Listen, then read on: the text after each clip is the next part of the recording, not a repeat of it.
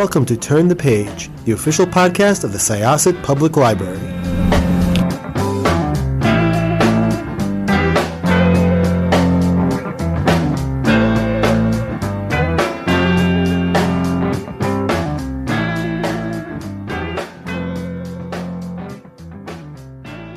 Hi, welcome to Syosset Library's Turn the Page podcast. I'm Jessica. I'm your host, and I am here with an author who has written many well-loved books. However, this is your first adult book. Am I correct?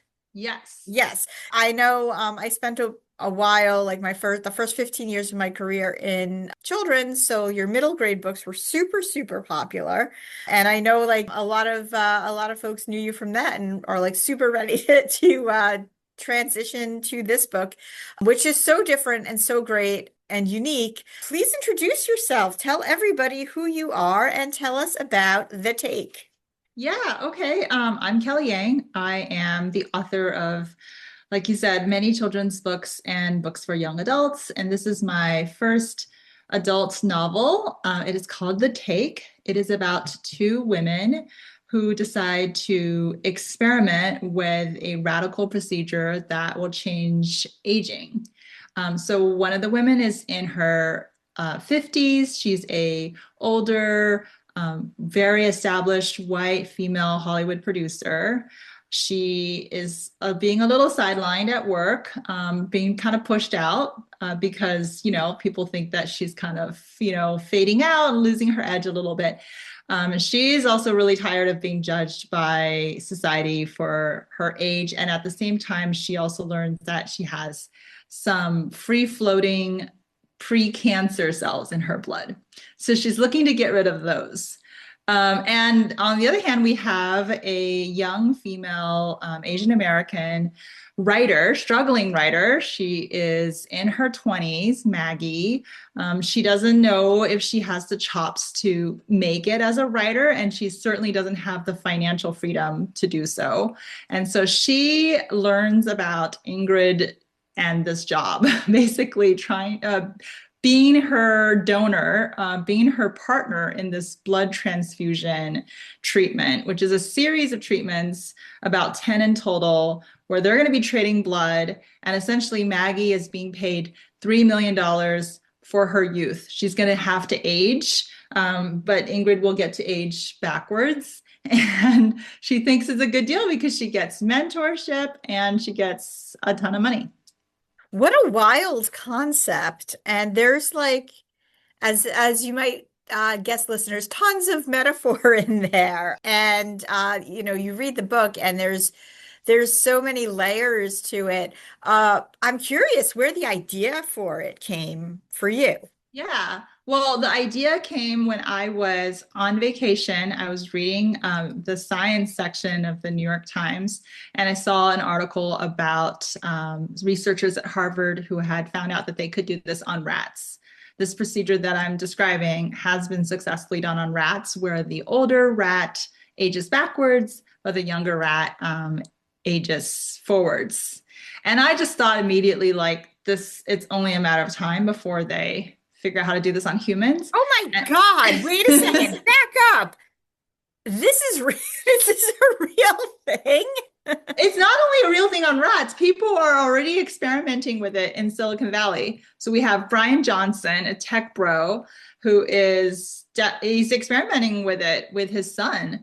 This is terrifying. It is really terrifying. It's, like you're saying about the layers, there's so many layers because it speaks to kind of where we're at in capitalism, where we're at in terms of our obsession to age, to not age, I guess, the wellness industry, and just where we're also at in terms of like our careers as women and having to fight against all these battles at work.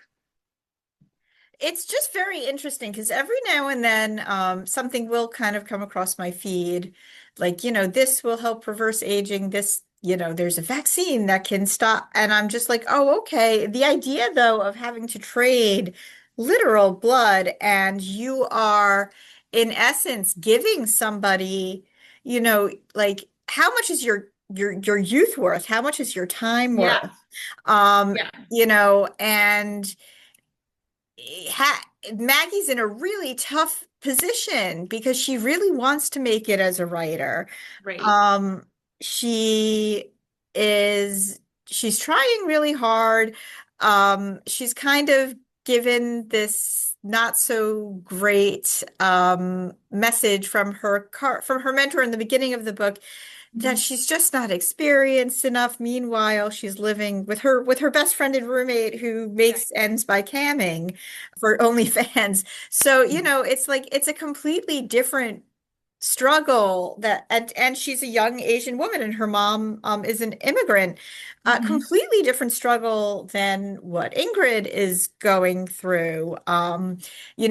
Pretty much trying to prove that she's not irrelevant anymore, which is not like, you know, it's not that that's not a relevant struggle. It is. It's just that they are really struggling in completely different ways. Yeah. And the trade, while the money, it's almost like it's not almost like she needs it. She needs it to help her family. She Yeah. needs it to help her mom. But giving in and giving up the thing that she has, her time and her youth, is Mhm. like, it really makes me think, and it made me think while I was reading it about the balance of power, which I'm sure Right. was a huge theme for Absolutely. you. Yeah. I mean, watched my parents get the life sucked out of them in their journey here in America as immigrants. And we worked at in a motel, which inspired the whole front desk series. But the reality of that experience was pretty horrifying. My dad I literally saw him age so quickly because he wasn't allowed to sleep at night. The motel owner that we worked for was like, look, listen, people are going to come in the middle of the night. I need you to wake up every single time someone rings that bell. And sure enough, every single night, somebody rang that bell at like 2 a.m. And so I saw my parents just age so quickly through this experience. And that's kind of also what I wanted to talk about is, like how much of this does get taken for granted that we ask people to do so much. Like, where do we draw the line, right? And as they start taking from each other in more ways than one, like more than just her youth, more than just, her blood, how do you hang on? Like, I watched my parents struggle with that. How do you hang on to who you are? When you are in this situation, right, where so much of you has been taken by another person that you're willingly entering into this relationship. So you knew what you were doing, but still it's kind of going a little haywire. How do you hang on to who you are? And what parts of you are you going to refuse to be taken? Yeah, no, it's a really good question. And like there were times I wanted to scream at both of them for different reasons, which I don't necessarily want to get into, but like, another thing about it is again, just like kind of going back to the balance of power, like who really was getting more out of it? Like there were times when I just like for many reasons I was like Ingrid, like Mhm. like you're getting a lot here. Okay, you're giving our money, but like think, like everything seems to really be mostly working in your favor. And I found that really I found like her reaction to certain things unfortunately probably very realistic, but also just like frustrating. Mhm. And Maggie was in, like youthful in mind and body. But she really was taking on a lot, more than, even though yes, she went into this agreement. I don't think, she went into it when she was desperate. She went into it really not understanding the full terms of Mhm. what she was agreeing to. I also thought it was really interesting, like Ingrid's life goal seems to be to adapt her favorite book into a film. Mhm. Mhm. And that was another thing that was like watching her kind of be turned down because what she saw as this coming of age story was not going back to the whole relevancy thing. It was just she kept being told this is not Hmm. really, this is dated. This isn't Yeah. going to resonate with people. And you know, she didn't want to listen to a lot of people, but when Maggie kind of told her the same thing, she did with different results. And I'm going to leave it at that. It really like the take is like a really perfect name for this story because you do sort of wonder like where the taking ends. Yeah. Ingrid again, like she has her own situation. Her husband is not the most trustworthy person. She doesn't trust him at all. Maggie also had a boyfriend who cheated on her. I mean, there are a lot of parallels between them, but they're not equal, and Hmm. they never will be. And I think that like that's like one of the things that I just got from this is that a lot like people who are in power, while yes, they struggle and they do have very relevant worries, very relevant issues that they have to deal with, they're still not going to be coming at it from the other end ever. Mm, yeah.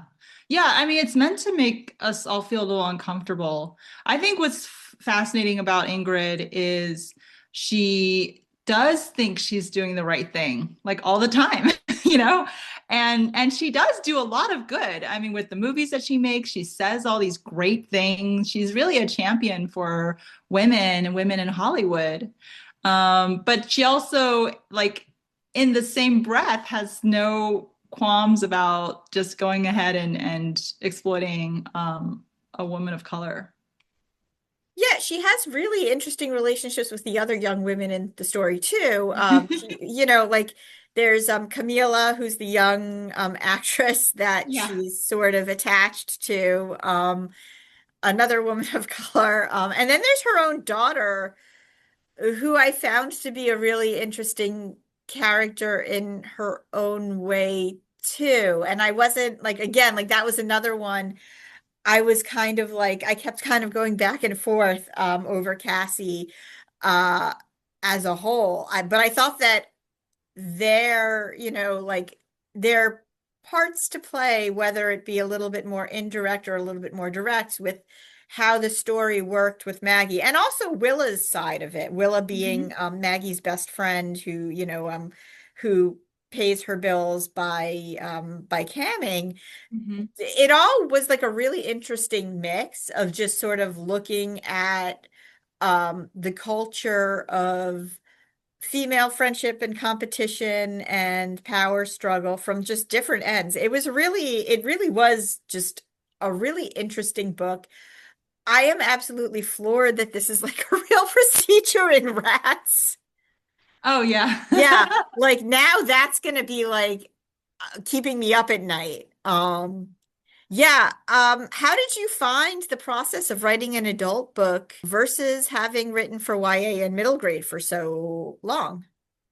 I loved it. It was so super fun. It was really freeing in some ways. I think because it was just so different and I could write whatever I wanted. You know, I could put in a sex scene or I could swear. It is definitely solidly an adult book. Um, and yeah, I thought but when I write a story, it's usually just about what the story calls for. And I wanted to tell a story about aging and about the intersection between, power and aging and feminism and race. And that was something that I needed adult characters to do.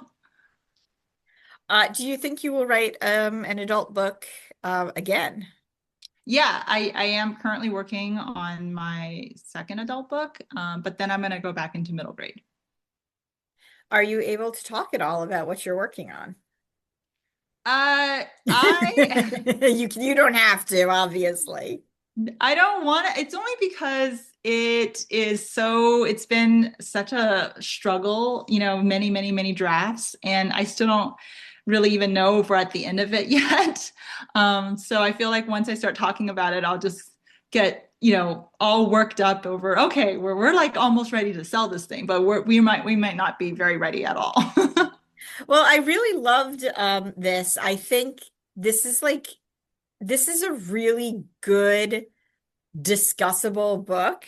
I think it's going to be on many book club lists. And it's different, and I like that it's different. It's got a lot of, I think, the themes that women's book club books like, but there's layers to it that will resonate in different ways. And I think people are really going to be discussing this one for a while.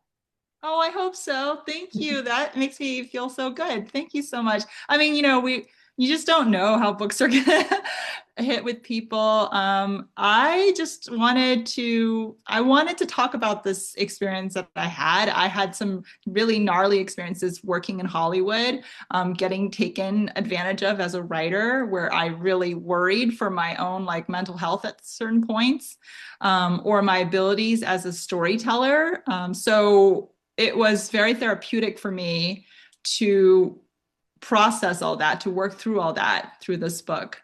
And hopefully it'll inspire other writers or non-writers, anybody who finds themselves drawn to a deal that sounds a little too good to be true.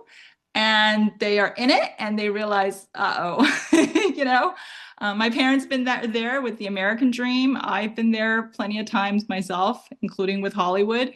And it takes a special kind of resilience and special kind of courage to navigate that. Thank you so much. Check out The Take, and we can't wait to see what's next from you. Thank you. Yeah, I can't wait. Thank you so much. Thanks for giving me the chance to talk about it. Thanks for coming on. So this was Jessica with Syosset Libraries Turn the Page podcast. My guest was Kelly Yang. And we are going to close this chapter.